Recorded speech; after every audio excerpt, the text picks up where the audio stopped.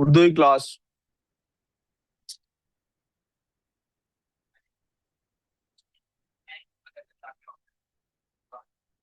जी बेटे, तवज्जो जरा काम पे। नेक्स्ट क्वेश्चन देखिएगा क्या है। पिछले सफे पर लिखे गए मजमून को पढ़ें।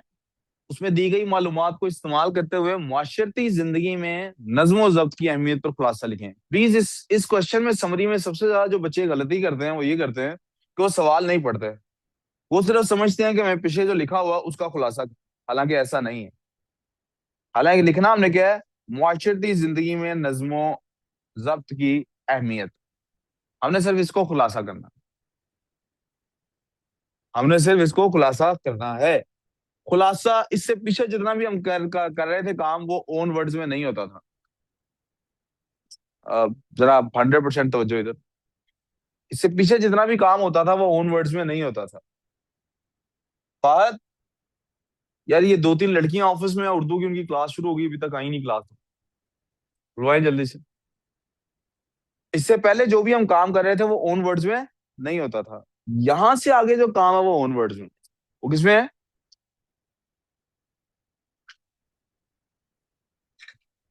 हाँ जी।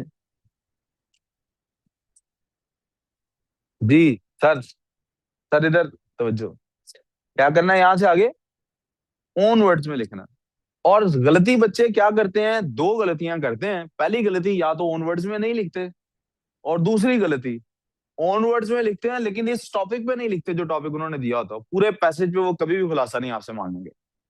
वो हमेशा आपसे आपको टॉपिक देंगे कि आपने मजमून में से किस हिस्से का खुलासा करना है। ठीक है उमर भाई। हमें किस पे उन्होंने क्या खुलासा करने के लिए, आपने पेपर में ऐसे ही करना है। सबसे पहले अंडरलाइन कर लेना है, बॉक्स बना लेना है, ध्यान कर लेना है कि मुझे खुलासा करना किस चीज का है। मुझे मुआशरती जिंदगी में नज्म ज़ब्त की अहमियत पर खुलासा लिखना है। यहाँ तो कंफ्यूजन। अब इस क्वेश्चन को पढ़ने के बाद मैं पीछे पैसेज पढ़ूंगा तो मुझे पता होगा कि मैंने नज्म ज़ब्त की अहमियत मुआशरती जिंदगी में जहां से शुरू होती है वहां से निशान लगा लेना है कि इसका मैंने खुलासा करना है। अब पेपर सॉल्व करने की ये टेक्निक आपको बता रहा हूँ। अब पैसेज पढ़ते हैं। नज्म ज़ब्त से मुराद है कि अपने हर काम को एक तरतीब और सलीके से किया जाए। ये जिसको नज्म ज़ब्त का मतलब नहीं पता वो समझ ले। हर काम को एक तरीके और सलीके से किया जाए, क्या ये अहमियत के अंदर आती है बात? नहीं, ये तो उसकी डिस्क्रिप्शन है। निज़ाम कुदरत हमारे लिए एक बेहतरीन मिसाल है। यानी कुदरत का निज़ाम, जब भी उर्दू में कहीं जेल लगती है और अक्सर वो जेल मेंशन नहीं की जाती, उसका मतलब कुदरत का निज़ाम हमारे लिए एक बेहतरीन मिसाल है। इंसानी और हैवानी जिंदगी, मौसमों का तगय्युर, ये अल्फाज आपकी वोकेबलरी के लिए पढ़ रहा हूँ। यानी मौसमों में जो वैरायटी आती है, वेरिएशन आता है। मौसमों का तगय्युर, निज़ाम शमसी। निज़ाम शमसी शमसी क्या होता है? Solar system. और मौतो हयात का सिलसिला। मौत सबको पता होगा क्या होती है, हयात जिंदगी को कहते हैं। एक बाकायदा, बाकायदा क्या होता है? उसूल। बाकायदा निजाम के तहत चलता है। दीन और मजहब के तकाजे भी उसूलों कायद की पाबंदी सिखाते हैं। जैसे नमाज पढ़नी है, टाइम पर पढ़नी है, इधर तवज्जो देनी, उसकी आंखों में कम और बोर्ड पे ज्यादा देखना है। ठीक है यार, वो एक दफा आपने मुझे करके दिखाना चाहिए। ये नहीं समझ आई थी आपको? क्या करके दिखाऊं? करना है। यहाँ से उठो, यहाँ से। जो लोग ऑनलाइन है वो सबर करें, मैं जरा ऑफलाइन वालों को, बच्चों को कुछ बता रहा हूँ। ये यहाँ बैठा हुआ था और इसने अचानक तेजी से जाना था बाहर। और आगे आपको पता है डाइस था, यहाँ चेयर भी पड़ी थी। ये एकदम से ऐसे मुझे देख रहा है कि मैं कब थोड़ा सा इधर से इस तरफ आता हूँ। जैसे ही मैं लेफ्ट साइड से राइट साइड की तरफ हुआ हूँ।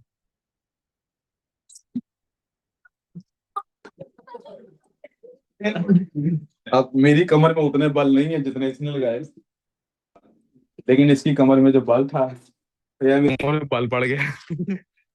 सर स्टोरी टेलिंग बहुत अच्छी है आपकी। बहरहाल तो मौका भी ऐसा था।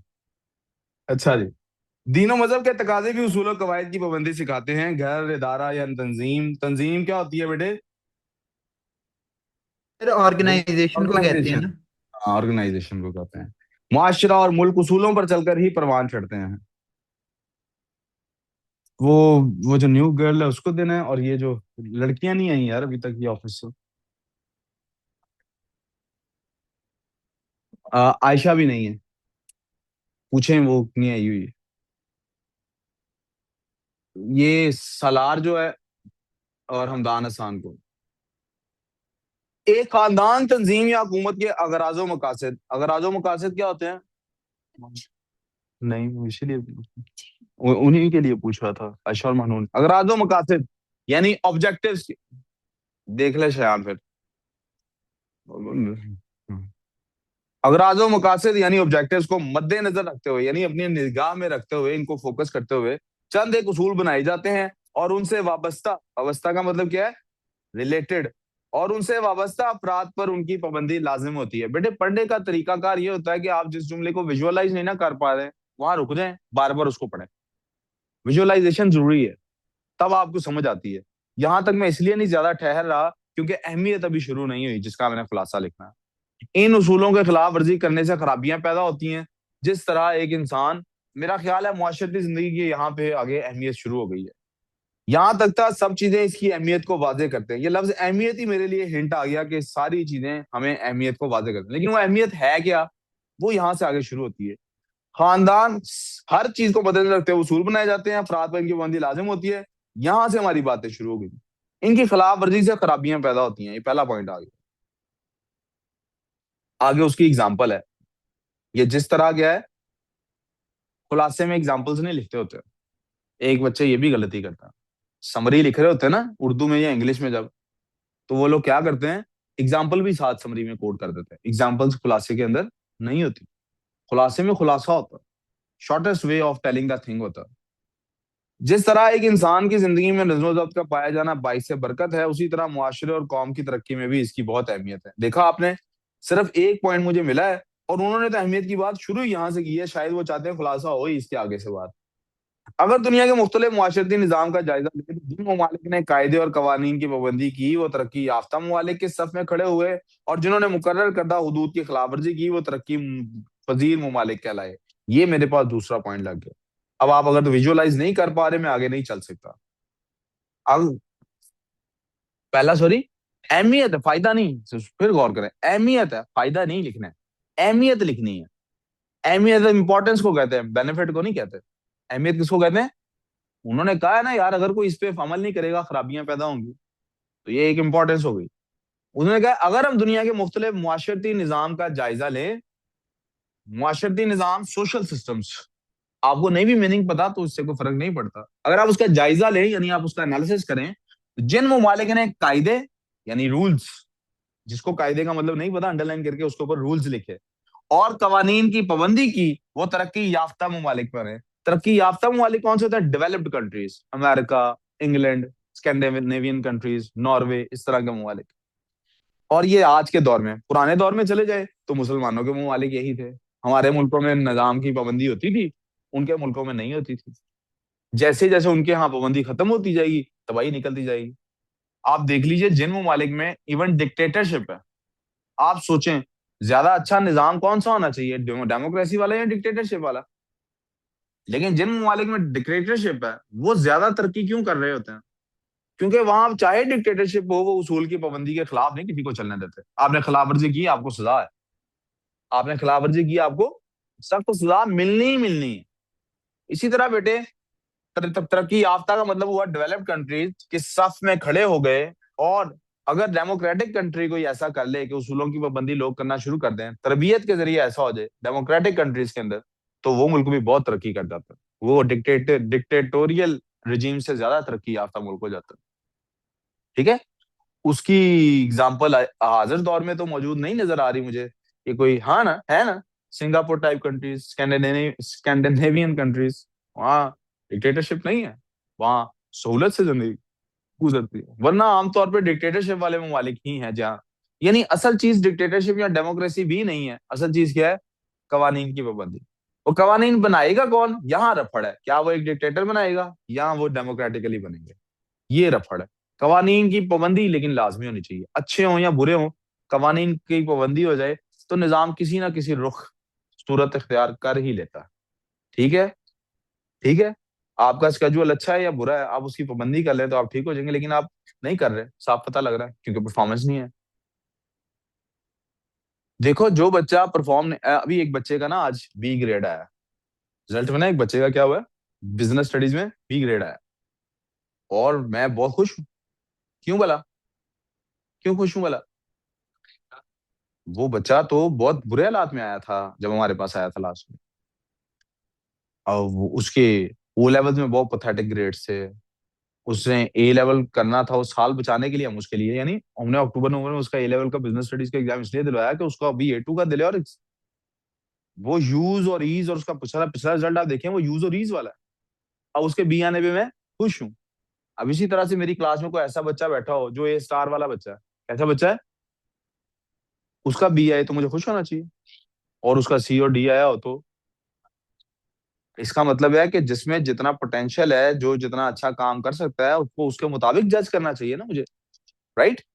तो इसलिए आप में से वो बच्चे जिनको मैं बाकियों से ज्यादा जलील करता हूँ, बेइज्जत करता हूँ, डांटता हूँ या मारता हूँ, वो इस बात को समझें कि मुझे नजर आ रहा है कि उनके अंदर पोटेंशियल भी दूसरों से ज्यादा है इस वक्त, उनको इसलिए ज्यादा बेइज्जत कर रहा हूँ छोटी छोटी बात पे। यार आप इस वक्त इससे बेहतर परफॉर्म कर सकते हो, नहीं कर रहे, इसका मतलब आप कोशिश कर रहे हैं, रिजल्ट नहीं आ रहा, आपका कसूर नहीं है। आप कोशिश नहीं कर रहे तो आपका कसूर है, चाहे रिजल्ट आ भी रहा हो। फिर आपके 2 नंबर भी कटेंगे, बेइज्जती करूंगा, 4 भी कटेंगे, बेइज्जती करूंगा, 6 भी कटेंगे, बेइज्जती करूंगा, एक भी कटेगा तो कभी बेइज्जती शुरू कर दूं, क्योंकि मुझे पता है आप कर सकते हैं। समझ रहे हैं मेरी बात? खैर, वापस आते हैं। तरक्की याफ्ता का मतलब पता लग गया, डेवलप्ड कंट्रीज होता है। और तरक्की पजीर क्या होता है, ये लफ्ज पजीर को याद रख लें, ये एक साथ लाहिका है, पजीर जिसके साथ भी लिखा होता है तो ये काम अभी हो रहा है। डेवलपिंग कंट्रीज, पाकिस्तान जिसमें हम शामिल कर लेते हैं धक्के से, पता नहीं कौन सी डेवलपिंग कंट्री हो रही है, नेगेटिव ही जाई जा रहे हैं। इंडिया तरक्की पजीर है वाकई, तरक्की करता जा रहा है, अच्छी बुरी जैसा भी है, और बहुत सारे ममालिक। तो ये दूसरा पॉइंट बन गया, ये कहना मुनासिब होगा ऐसे मुआशरे तनज़्ज़ुली अफरा तफरी। तनज़्ज़ुली क्या होता है, नीचे जाना। अफरा तफरी क्या होता है, केओस। जिसको जिसका मतलब नहीं पता इंग्लिश में बेशक लिख ले, लेकिन लिख ले। डिमोशन, नीचे की तरफ जाना। अफरा तफरी, केओस। बदमनी, बदमनी के लिए क्या लिखते हैं हम लोग, वायलेंस। सर। इंतशार, इंतशार के लिए भी देखा है ना शान, इंतशार के लिए भी लफ्ज वायलेंस ही इस्तेमाल होता है। सर इसकी ये जिंदा फर्स्ट वर्ड, सर ये आपने जो फर्स्ट वर्ड लिखा है इसका क्या आपने लिखा है meaning? Demotion, demotion, okay. Promotion का ऑपोजिट। इसकी जिंदा मिसाल अफ्रीका, एशिया और मशरिक वस्ता के बाद इलाकों में मिलती है। सो मेरा ये तीसरा पॉइंट बन गया कि जहां ये नहीं होता वहां पे, जी बेटे, मैंने एग्जाम्पल वाले पार्ट को छोड़ दिया ना, जिस तरह वाला जो पार्ट था इसको नहीं मैंने नोट किया कहीं पे, ये एग्जाम्पल थी।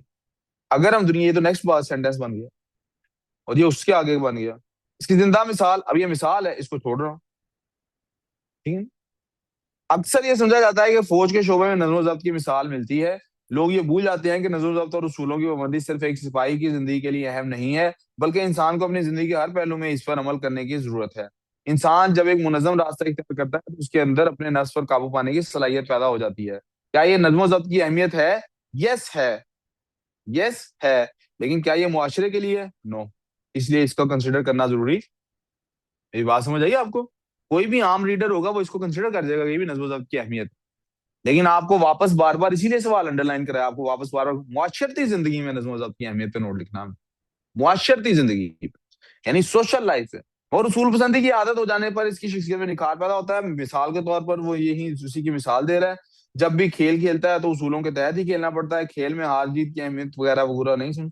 आपने अक्सर खबरों में ऐसे मुकदमों के बारे में सुना होगा जो खेल में की जाने वाली धांधली की वजह से मंजर आम पर आते आते हैं। इससे ना सिर्फ खिलाड़ियों को सजाएं भुगतना पड़ती हैं, बल्कि मुल्क और कौम को भी की भी बदनामी होती है। अब ये मुल्क और कौम की जो बदनामी है ये शामिल किया जा सकता है। तो 3 पॉइंट मैंने ऊपर उठा रखे थे, और चौथा इसको बनाया जा सकता है। नज्म जब्त का होना बहुत जरूरी है, गर ना हो कोई जाब्ता याद। अच्छा, नज्म जब्त का होना बहुत जरूरी है, जिंदगी इसके बिना अधूरी है। गर ना हो कोई जाब्ता है हयात, ऐसा जीना तो बस एक मजबूरी है। मुझे ये 4 पॉइंट्स बेसिकली मिले। मिलने मुझे वैसे 5 चाहिए थे, लेकिन चलें 4 ही सही। शायद एग्जामिनर ने इसको दूसरे पॉइंट को 2 पॉइंट्स कंसिडर किया होगा, क्योंकि एक तरफ उन वाले की बात हो रही है जिन्होंने नज्म जब्त पे फोकस किया, और एक उन पर हो रही है जिन्होंने नज्म जब्त को फोकस ना किया। तो शायद उसने इसको 2 पॉइंट। अब क्या मुझे इन्हीं लफ्जों में इसको लिखना है? नो, नॉट एट ऑल, अपने वर्ड में लिखना है। इसलिए मैं रिवाइज एंड रिकॉल करूंगा मुझे कौन से पॉइंट्स मिले हैं। क्या क्या पॉइंट मिले हैं मुझे? सबसे पहले, जी, no no not at all, example कुछ कुछ भी अपने पास से नहीं लिखना, सब कुछ इसी को रीफ्रेज करके लिखना है। इन्हीं चार पॉइंट्स मुझे मिले हैं, चार को पांच समझे, इन्हीं को रीफ्रेज करना है बस। इन उसूलों की खिलाफवर्जी करने से खराबियां पैदा होती हैं, कहाँ मुआशरे की बात हो रही थी। तो पहला पॉइंट मुझे क्या मिल गया, नज्म जब्त बहुत अहम है, इसको अगर ना देखा जाए तो मुआशरे में खराबियां पैदा होती हैं। एक पॉइंट, अब मैं इनको रीफ्रेज अपने जहन में रीफ्रेज एंड रिकॉल कर रहा हूँ। रफ साइड पे लिखना है, रफ लिख लूंगा अपने वर्ड में। इधर इधर तवज्जो, इधर तवज्जो। जो ममालिक नज्म जब्त की पाबंदी करते हैं वो तरक्की याफ्ता बन जाते हैं, जो इसकी पाबंदी नहीं करते वो तरक्की पजीर बन जाते हैं। ठीक है, या वो तरक्की नहीं कर पाते। फिर उसके बाद वो तमाम ममालिक जो इसकी पाबंदी नहीं करते नज्म जब्त की, उनके अंदर बहुत खराबियां पैदा होती हैं, वो नीचे चाहते जाते हैं, क्योंकि मैंने ये अल्फाज तो नहीं लिखने ना। उनमें अमन पैदा नहीं होता, उनमें तबाहियां आती हैं, वहां पर लोग खुशी से नहीं रहते। और फिर उसके बाद नेक्स्ट पॉइंट क्या मेरे पास आ जाता है, आखिर में क्या पॉइंट था बेटे, लिखा हुआ है नीचे से मैंने पढ़ा था, बदनामी भी, मुल्क की बदनामी भी होती है। अब जरा इसकी समरी लिख लेता हूँ। तवज्जो बेटे, एक इंट्रोडक्टरी सेंटेंस शॉर्ट सा। यूं तो नज्मो जब्त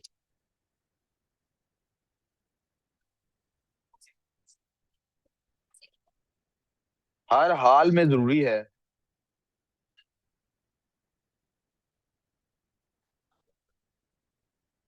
मगर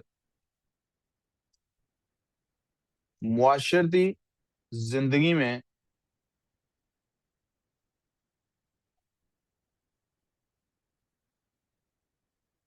इसकी अहमियत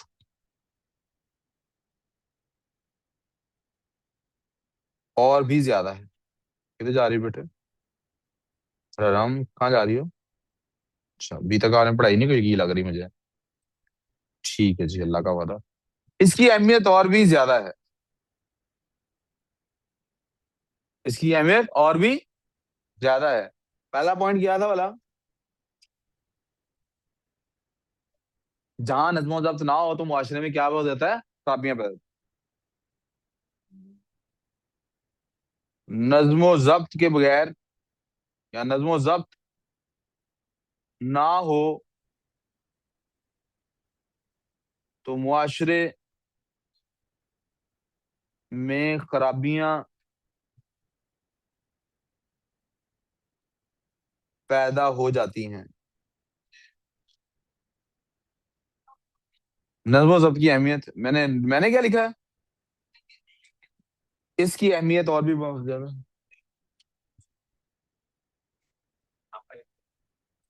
सर तवज्जो काम पे, खराबियां पैदा हो जाती हैं। और आगे था, जो मुमालिक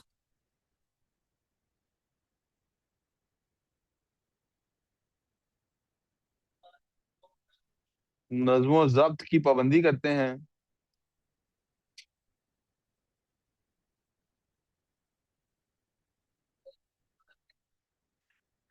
डिसिप्लिन बेटे, तरक्की करते हैं।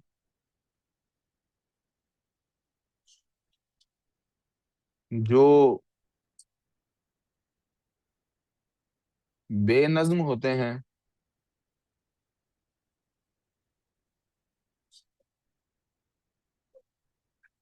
तरक्की नहीं कर पाते। ये कॉमा है, फुल स्टॉप नहीं है। खराबियां,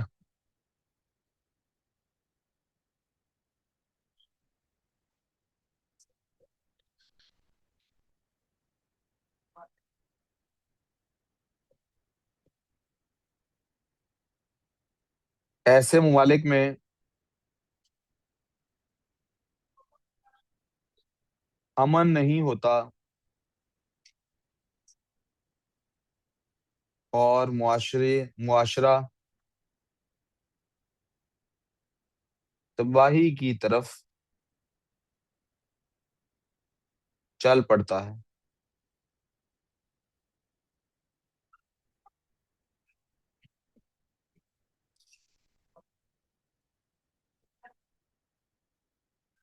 और भी कोई पॉइंट था, तबाही की तरफ चल पड़ता है के बाद? जी, वही के मुल्क बदनामी होती है। जो अफराद बदनज़मी दिखाते हैं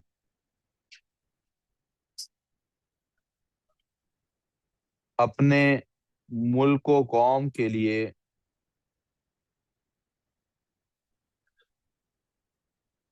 बदनामी कमाते हैं। अब आप जरा वर्ड्स काउंट करें और मुझे बताएं ये 100 बनेंगे नहीं वर्ड्स। अब 110, 115, 120 वर्ड्स बहुत ज्यादा बड़ी छलांग है, 110 वर्ड्स तक ही जा सकते हैं। कहाँ पे? जो बेनज्म होते हैं।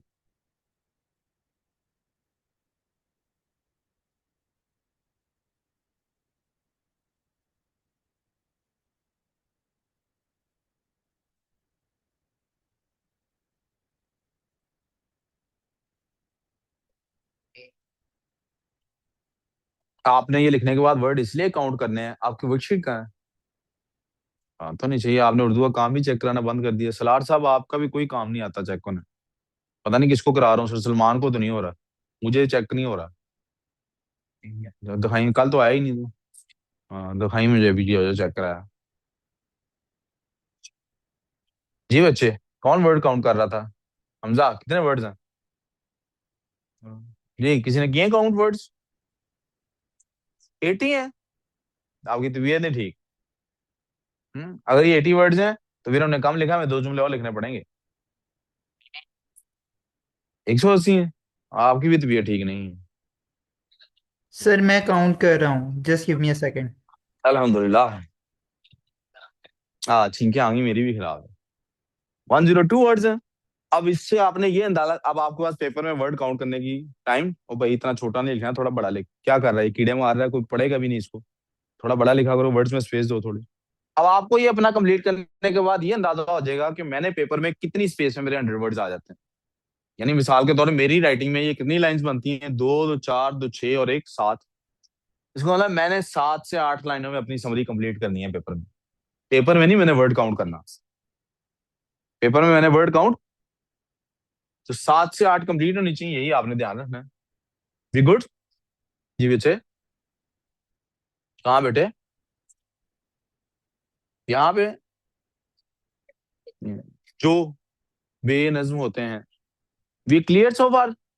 चलें जी, आप कंप्लीट कर लें, बस मैं रिकॉर्डिंग बंद कर लूं, क्योंकि उर्दू की क्लास में आज हमने सिर्फ समरी करनी थी, नेक्स्ट क्वेश्चन कल करेंगे इंशाल्लाह। मैं सिर्फ रिकॉर्डिंग बंद कर रहा हूँ बेटे, इंग्लिश की यहीं से क्लास स्टार्ट